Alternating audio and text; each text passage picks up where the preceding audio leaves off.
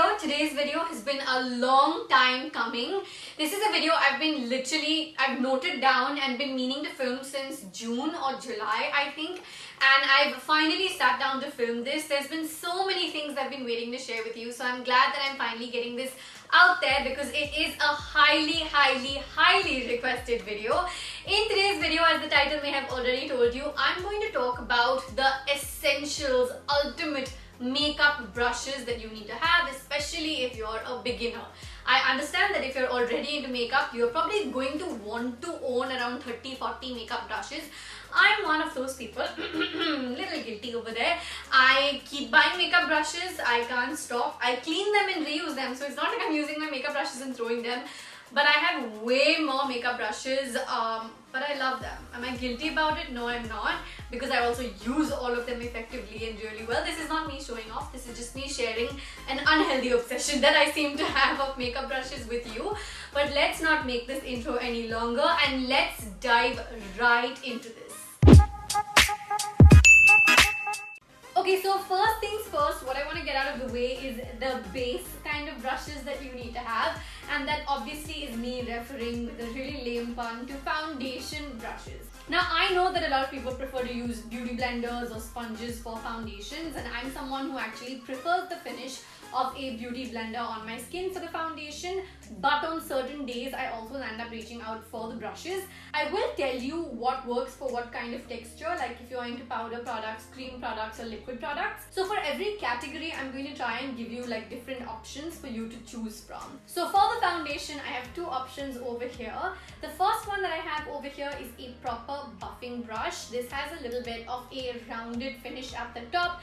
This really helps with just smoothing out a liquid or a cream based foundation. Of course, you can work with multiple textures with a brush like this because it is fairly dense and can be used for different kinds of products. The other option I have over here is like a stippling brush and a buffing brush had a baby, because it's really nice and thick like a buffing brush, but also the bristles are like a stippling brush in the sense that it's really nice and symmetric. It's not exactly like a buffing brush that is slightly rounded. This one over here is actually really nice and flat. So let's just call it like a flat buffing brush. This will also work for liquids and creams just as well. The reason I've actually included both the options over here is because it's up to you as to what you're comfortable with, whether you want a flatter edge to work with or you want a slightly more rounded, softer finish to work with. On the skin, they're both equally soft. But in terms of what are you more comfortable with, I want to put one thing out here, by the way, which just in general I think you should keep as a note for all the brushes that I'm going to give for you, is that you need to keep the sizing of each brush in mind basis the size of your face. So obviously if you're someone with a much bigger face than me, then something like this will take you more time, so you can probably find a similar brush in a bigger size. So keep that sizing in mind, because like size matters. You know how I meant that. Okay. My personal preference, not gonna lie, between these two is this one over here. It's something that I do find myself reaching for fairly often. FYI, I will as usual link all the brushes I'm mentioning down below in the info box. I also am going to keep telling you the multi-purpose function of all of these brushes. Like some of these brushes can be used in so many different ways. So I'm definitely going to tell you about that as well. So the next set of brushes I have over here are for your blush or your contour, and I'm giving you a couple of options over here. So the first option I want to get out of the way is this one over here. This is like a buffing brush, but because it's much smaller, it's something that you can use for like a cream contour. It is something that's really easy to work with because it has like this really easy tip at the top, but I cannot use this for a powder product naturally because it's really dense. Which brings me to the other three options that I have over here. I'm going to get this one out of the way next. I forgot to mention this one is a pack brush, and the next one I'm mentioning is the Sigma Large Angle Contour F40. Now, even though this is a contour brush, quote unquote, it's something that you totally can use for your bronzer or for your blush as well. Remember that makeup and makeup techniques are really personal, so go with what feels comfortable and what feels natural to you. I actually land up using this brush a lot more for bronzer than I do for a contour. Bronzer and contour are very similar. I know a lot of people tend to get confused between the two, but they are essentially two different makeup products from a technical point of view. I actually end up using this a lot for blush also. You'll see a little bit of the pink stain on it over here, which is from me using this for blushes. Pink stains are a little difficult to remove also. So this is something that you could land up using as a multi-purpose brush.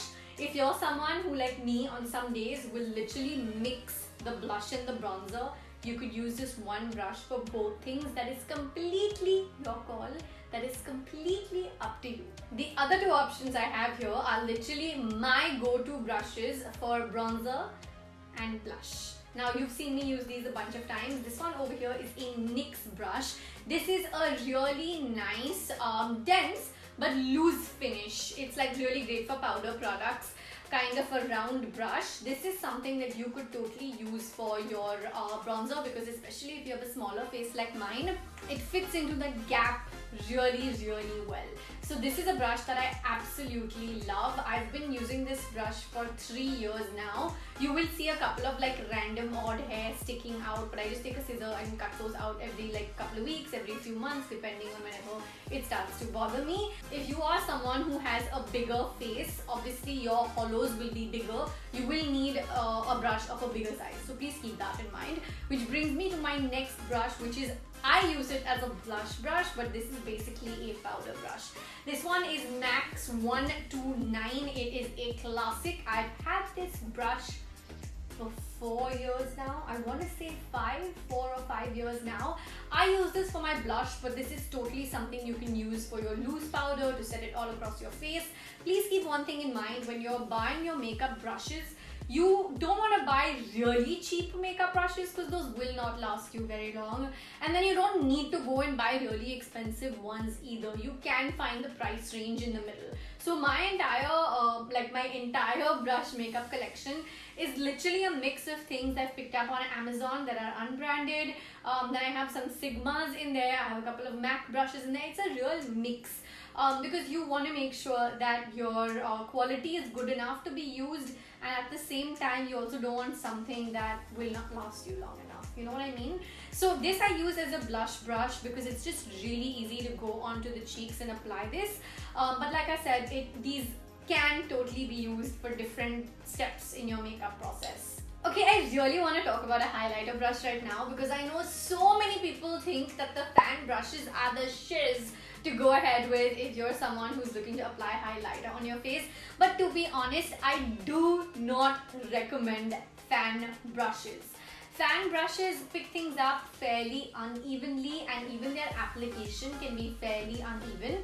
I have had the opportunity actually to use some really good fan brushes, but I've completely given up on my fan brushes ever since I realized that small dome brushes were the way to go. A small dome brush essentially has slightly larger bristles like this one you're seeing over here, and of course it is rounded on top. That's why we call it a dome brush. This basically makes sure that it picks up as much product as you need. The thing with highlighters is you could want to go beaming or you could want to go natural glow. So you want to make sure you're at precision in picking up that product, and this does exactly that. Apart from that, whether you have a big face or a small size face doesn't matter.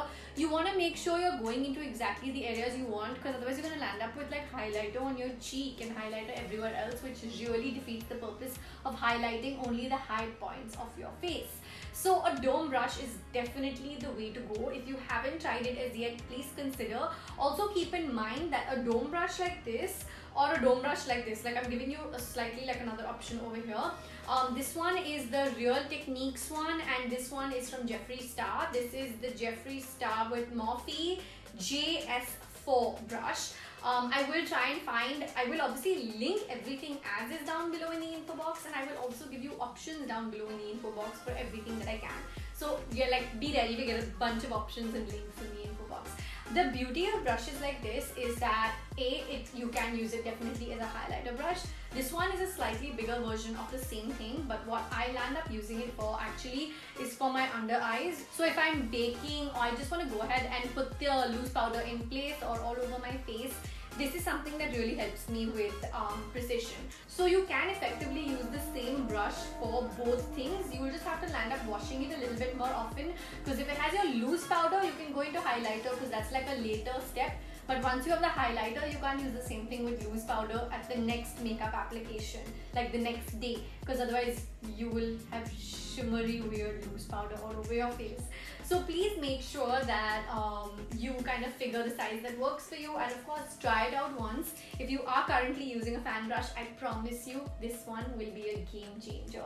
Literally the last thing that I want to share with you, and believe it or not, I was surprised at how easy it was for me to filter down to just two main options to give you for this is eye makeup brushes. I think a lot of people get intimidated by eye makeup brushes, and in all honesty, I mean this from the bottom of my heart, it's not as complicated as it looks. I literally went tuck, I pulled out two styles, and I'm giving you two options per style. So I'm about to show you a couple of brushes.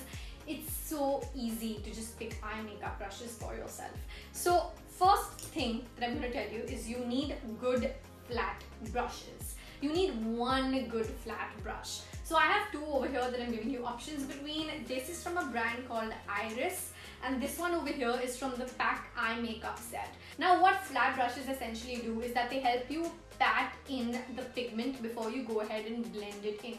If you want to go ahead and mix two shades, because typically your eyeshadow have at least one or two shades for minimum hair, right? So to pat it in, a flat brush works really well. Apart from that, for your lower lash line also, these slightly more dense flat brushes do really well.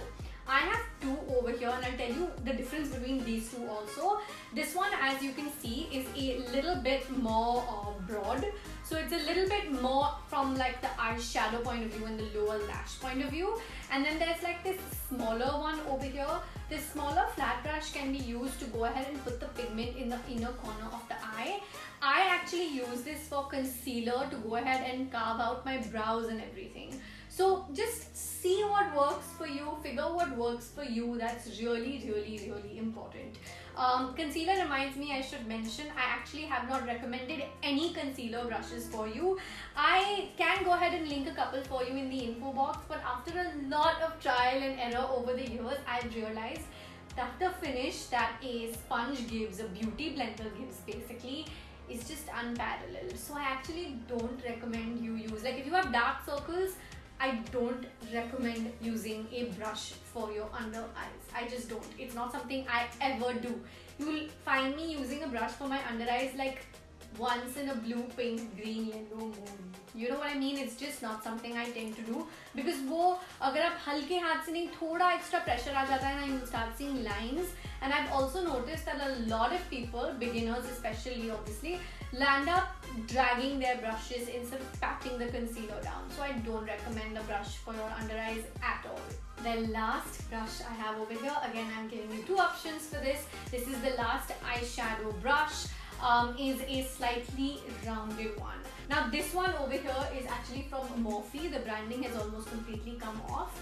And this one is the JS6 from the Jeffree Star Morphe collection. Oh, I didn't realize both are Morphe. So these are slightly more like rounded brushes. Please ignore how used my brushes look. They are very used. They're slightly rounded. One is a little bit flat rounded dense, and one is a little more rounded.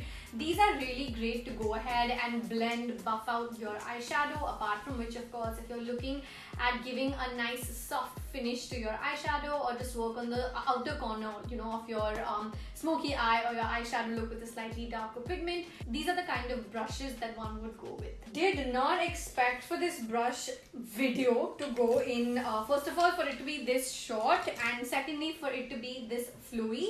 I want to put it out there that a lot of people also get confused on how often they should wash their brushes. This has a lot to do with how often you use your brushes. I land up washing my brushes every third or fourth time after I use them, because there's that much use, so there's that much pigment in them. But then I also, because again, I don't want to sound like I'm bragging, but then I have a very large brush collection. So like I have 2-3 brushes that are permanently stained with a pink on it. So I know that I'm only going to use these when I use my pink eyeshadows. There are a couple of them that I have permanently with a purplish stain on it. So I know I'm going to use it only for for that.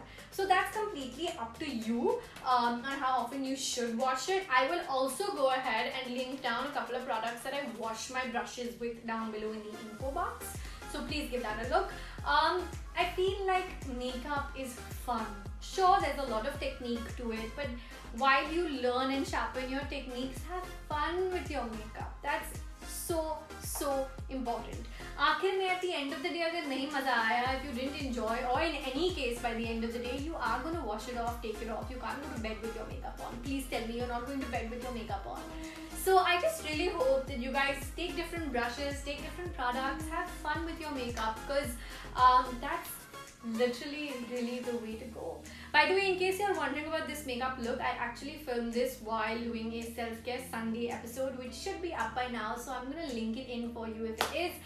Make sure you guys go watch it. I always link in all the products used under my self-care Sunday video in that info box, so in case you're curious about anything I'm wearing, you can check that link out.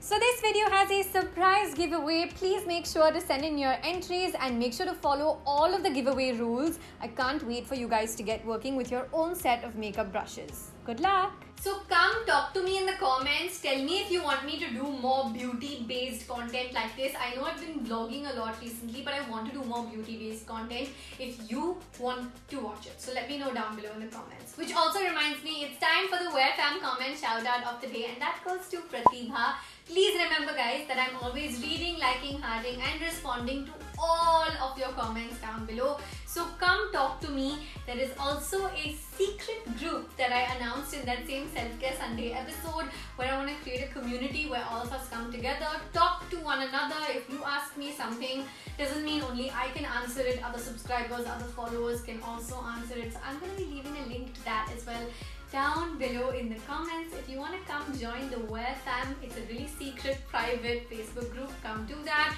This is for YouTube fam exclusively. It's not something I'm announcing on Instagram anytime soon. But also a reminder to please hit that like button, turn those bell notifications on. It means the world to me if you guys actually do those things and have your settings on your phone for all alerts, because my stats show me that a lot of my subscribers don't have the bell on, and then you say you don't get notifications, but I'm like, you have to turn the bell on for the notifications. So please do that. It helps my channel become more discoverable every time you hit like or you comment on my video. So do both if you don't mind, and tell me what else you want to see, because all the future videos depend on what you ask for in the comments. I will see you in the next video. Thank you so much for watching today's. I really hope you found it helpful. Don't forget to check all the links down below. I love you guys. See you in the next one. Mwah!